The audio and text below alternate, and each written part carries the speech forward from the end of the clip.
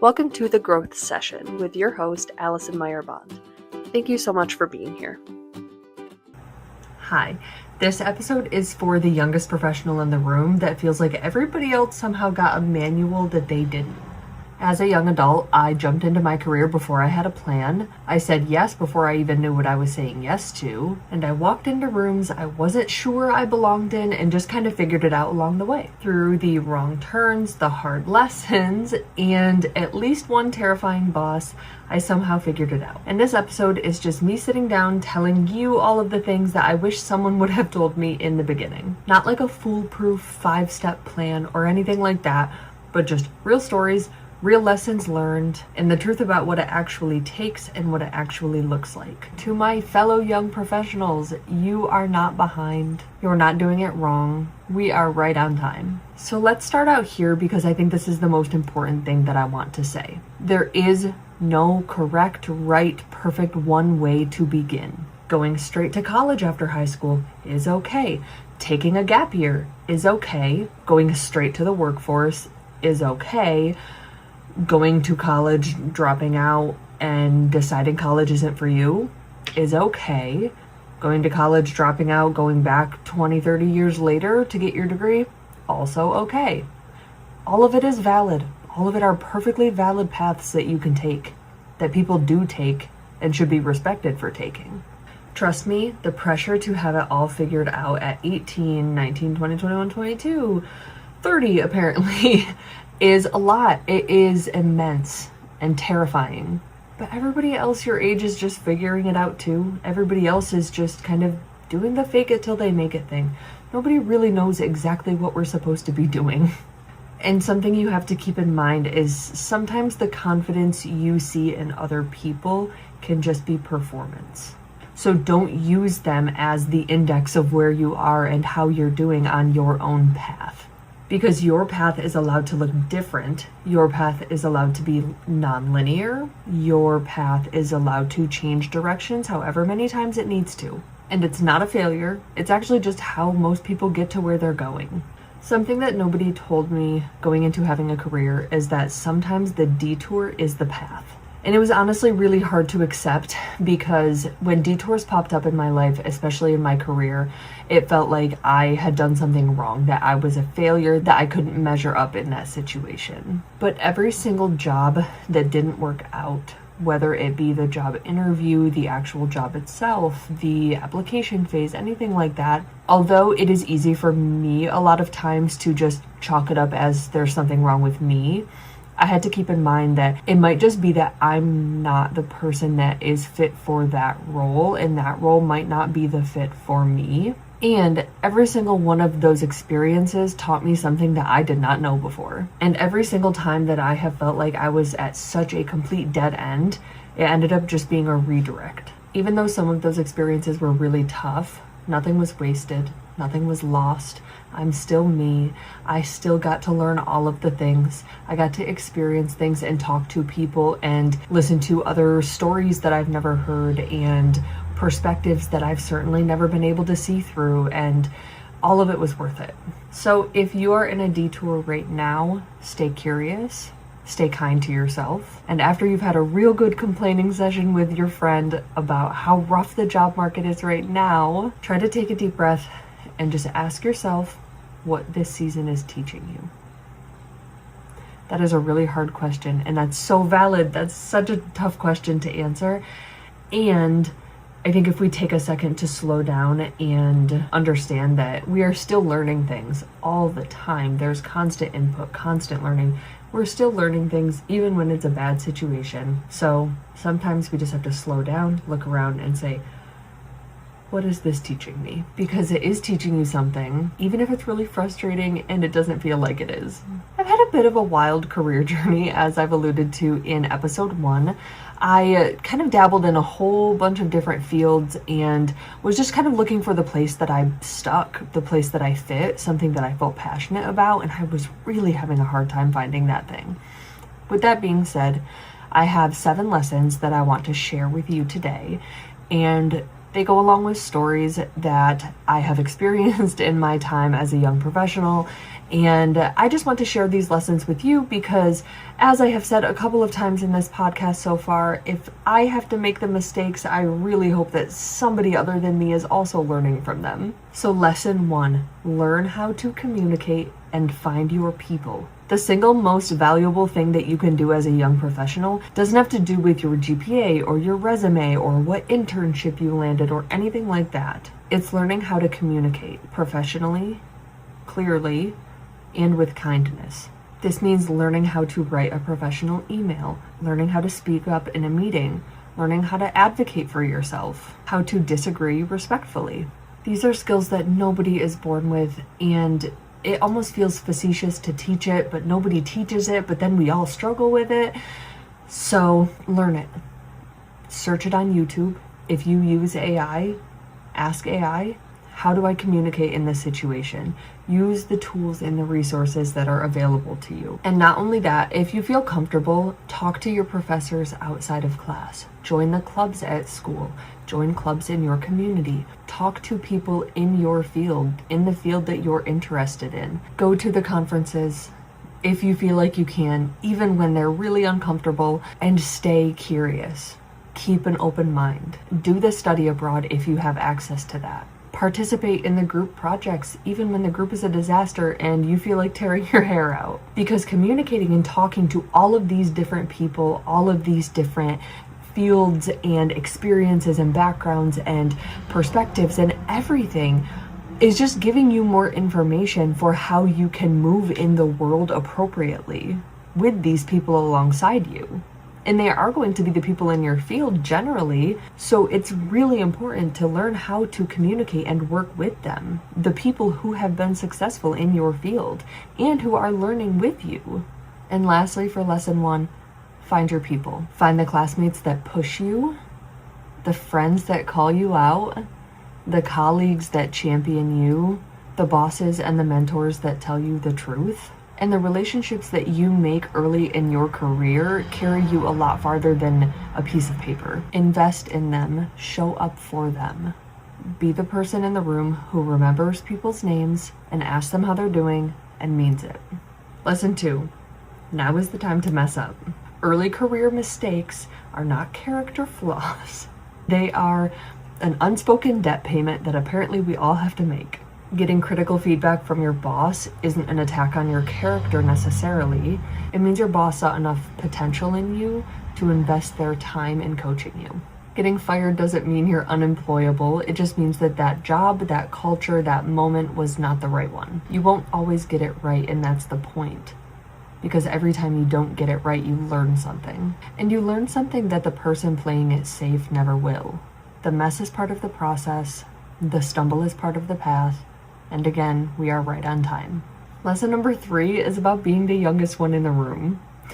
As a professional, I used to have such a complex about being the youngest person in the room, the youngest professional in the room, specifically the youngest professional woman in the room. I was convinced that nobody was listening. I was convinced that what I had to say wasn't worth hearing. And I was kind of convinced that I had to show myself as louder and more intense and more intelligent and more hardworking than I needed to. What I know now and what I wish I had known then is it's not the being at the front of the room and showing all of the things and making sure that everybody knows how smart you are. It is the quiet, consistent, high quality work behind the scenes that personally I find the most value in. I don't need recognition. I want to do a good job. I need to do a good job. I need to make sure that people around me on my team feel supported and seen. I need to watch the people that I train go on and do the most incredible things. When I stopped focusing on being the loudest person in the room and it changed my focus to being the most helpful person in the room, that is when things changed for me. At that point, the quality of my work spoke for itself. The relationships that I was building became a lot more real, and any recognition when it came meant a lot more because it meant that it was real. Do things from a place of love, kindness, an open mind, an open heart, and a desire to just do good work. Show up wanting to help, wanting to learn, and wanting to make things better for the people around you. Because when that's your starting point, you really can't go wrong. Lesson number 4, what happens when you abandon yourself? The moment that things dipped to an absolute low in my career, is, not so coincidentally, the same moment that I decided to let others define who I was at work. Having a boss and mentor diminish your intelligence, both behind the scenes and publicly, genuinely dug deep to me, and it had made me feel even more of the whole youngest person in the room complex. And I let it happen. Not because I wanted to, but because I didn't know that I didn't have to let it happen. Every time I didn't say anything and speak up for myself, I was just sending signals to my nervous system that being treated that way is okay. I was unintentionally internalizing the words that were being said to me without realizing it. I would walk into that building and brace myself for impact nearly, and it poisoned everything. My confidence, my creativity, my sense of self, and my sense of what I was capable of. Every day, the version of me that walked out of that job was smaller than the version of me that walked in the morning. And rebuilding that took so much time and intention, and is something that I'm still working so hard to rebuild. The lesson is that I strayed from myself and I strayed from my values. In the instant that I started showing up from a place of fear, resentment, etc., that's where things went wrong. I absolutely recommend to anybody watching this and anybody in the world to sit down and think about your values. Not like what your favorite food is, not like I love summer the most, it's the best time of year, I feel the most fresh, but like, I mean your deep, deep values. Walking forward, holding your values close, knowing that you're aligned within yourself is a different experience. And your values aren't a nice idea, they're your compass. Especially when it's hard, especially when it's terrifying, especially when you don't have the words to stick up for yourself, especially when your voice is shaking and you have to ask Copilot what to do with your eyes when you're talking to someone because you don't know. True story. And you're allowed to say that it's not okay. You're allowed to say that you deserve better. You're allowed to say that you're worth more than that. You're allowed to take up space, and you don't have to abandon yourself to keep the peace. I will jump into the values bit a little bit more shortly. But first, I want to get to lesson 5. Protect yourself. It's okay to have friends at work, I promise. Real friends, like ones that check on you, make sure you're doing okay, tell you if you have something in your teeth. Those relationships are real, they matter, and you should let them in. And go slow, especially at first. You do not have to come in and be the loudest one in the room. You don't have to come in and make sure that everybody knows who you are and what you do and all of the things. Granted, that might work in some professions. That might work for some people. That might work in some work environments. But I think that the most safe way to go into a new work environment is to just go slow. Observe. There are already cultures at play when you enter a new work environment. And understanding the culture, the dynamics, the unspoken rules, those are all very, very important before you try to put yourself out there and make yourself known. And it's not paranoia, it's just self-awareness. You can read the room, try to notice whose toes you're stepping on, and notice the dynamics that were already in place before you arrived. If you are a jump-in person by nature, that energy is a gift. Just make sure to pair it with self-awareness. If somebody has kind of unofficially taken you under their wing, that is really wonderful and a gift. And also, take it slow. Just listen to them.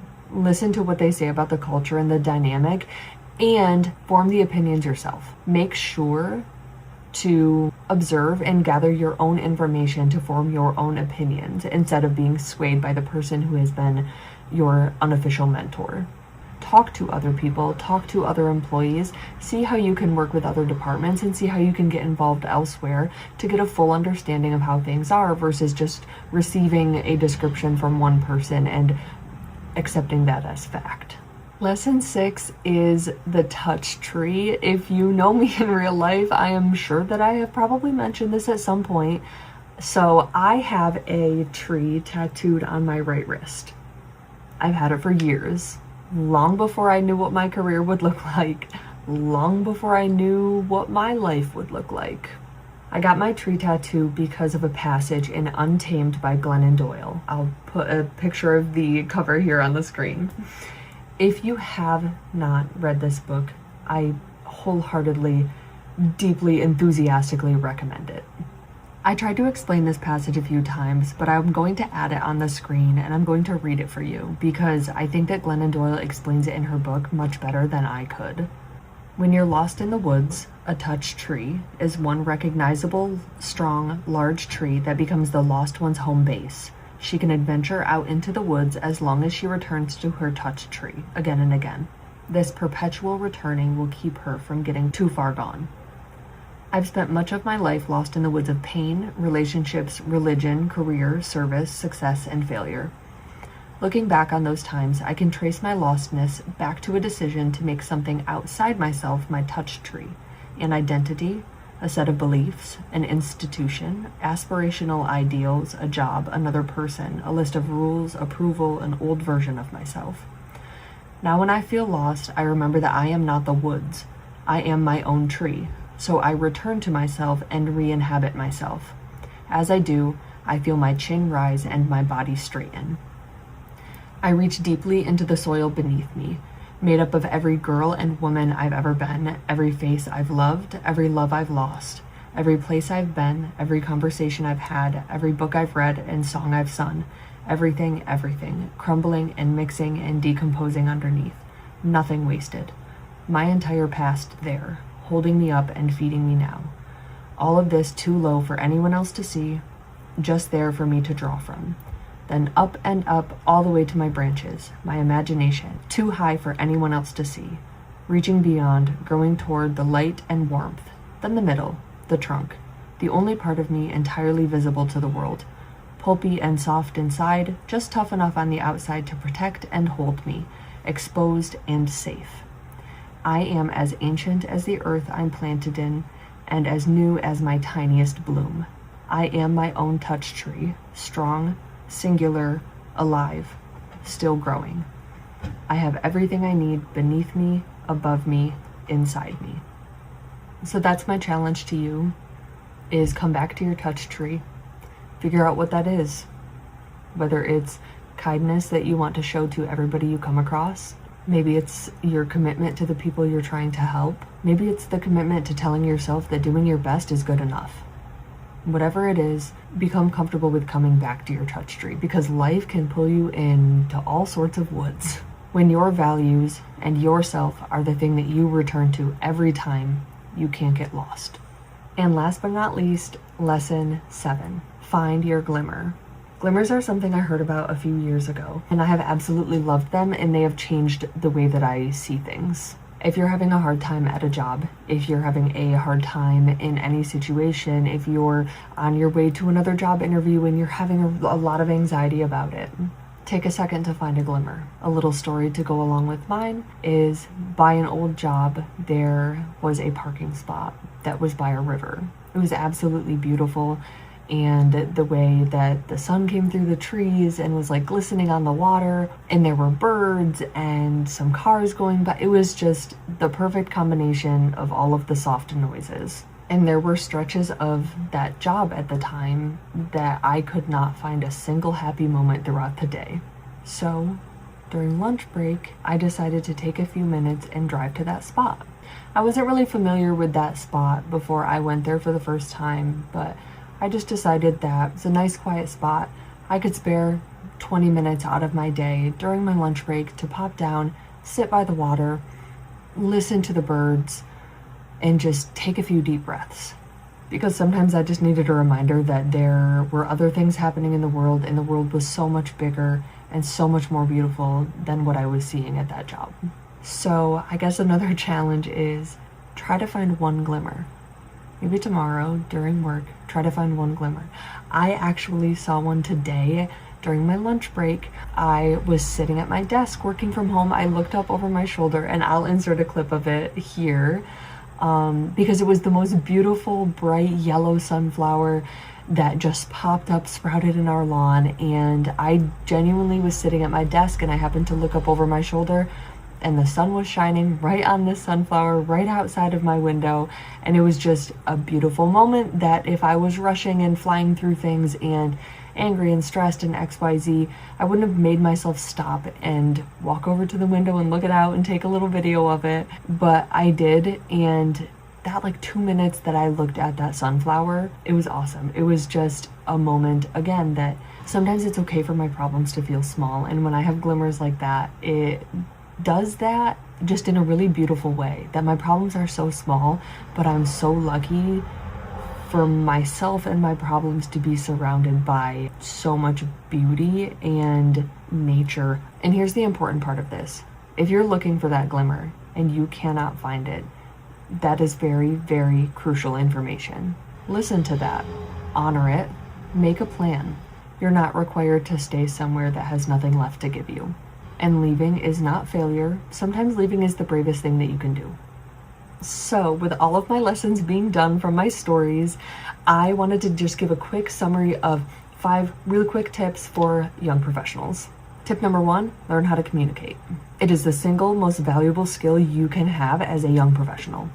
Google how to have conversations, ask for feedback on it, be open to the feedback, and everything else will build on this skill. Tip number 2, mess up on purpose, to a degree. Now is the time, make the mistakes. Mistakes in your early career are just kind of some unspoken debt payment that apparently we all have to make. But say yes to the scary thing. Raise your hand even when you don't want to. And let yourself be imperfect and give yourself the grace to grow when the stakes are still low. Tip number 3, do good work quietly. You don't have to be the loudest one in the room. You don't have to have all of the recognition. If you approach your work with a desire to help others around you and to make their experiences better, the quality of your work will speak for itself. Do the work, be kind, lift people up. Tip number 4, do not abandon yourself. Know your values, come back to them, stick up for yourself even when your voice shakes and your nose and your eyes get hot like you're about to cry. The peace you keep by staying quiet and not sticking up for yourself isn't worth the version of yourself that you lose in that process. Tip number 5, find your touch tree. Find the thing you come back to when everything feels uncertain. Your values, your kindness, your why, your tattoo on your wrist. Keep yourself as your own touch tree. And with all of that being said, I want to add a note for young women specifically. First, life tells us a lot of things. Life tells us what we're supposed to look like, what we're supposed to do, what we're supposed to wear, what we're supposed to eat, amongst a million other things. It tells us to be likable before we are competent, to be agreeable before we are honest, and to shrink ourselves so that other people feel comfortable. I don't accept that, and I don't think that you should either. What I want you to know is that you are allowed to have a career that is big and ambiguous and completely your own. And you're allowed to not want that. You're allowed to want something quieter and closer to home as well. And that is equally valid and equally enough. You're allowed to be in the room. You're allowed to have the idea and to say it out loud.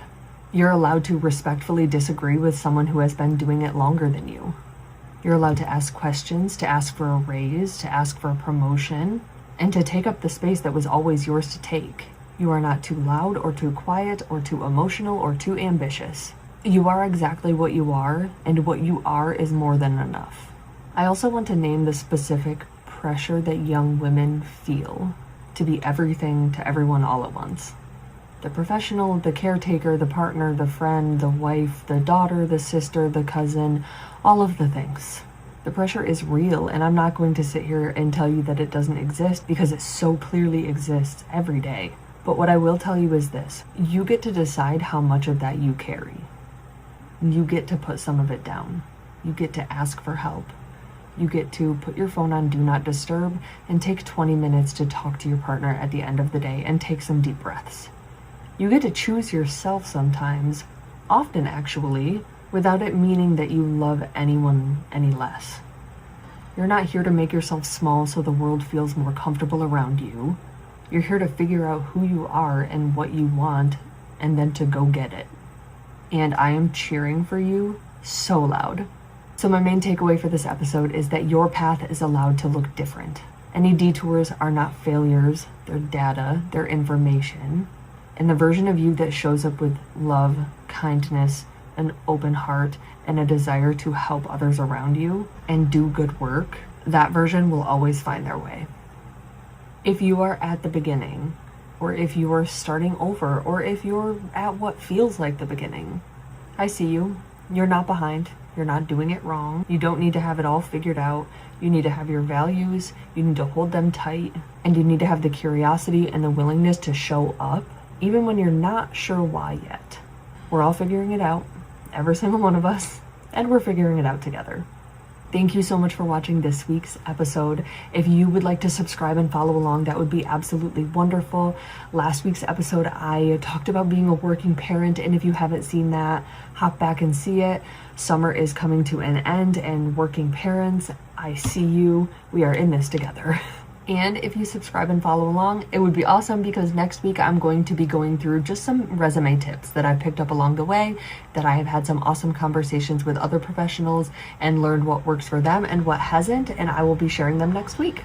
And to my fellow professionals, if you feel comfortable, I would love it if you dropped a comment below to give us a piece of advice that you wish someone had told you at the beginning of your career. And last but not least, share this episode with a young professional in your life who needs to hear that they are right on time.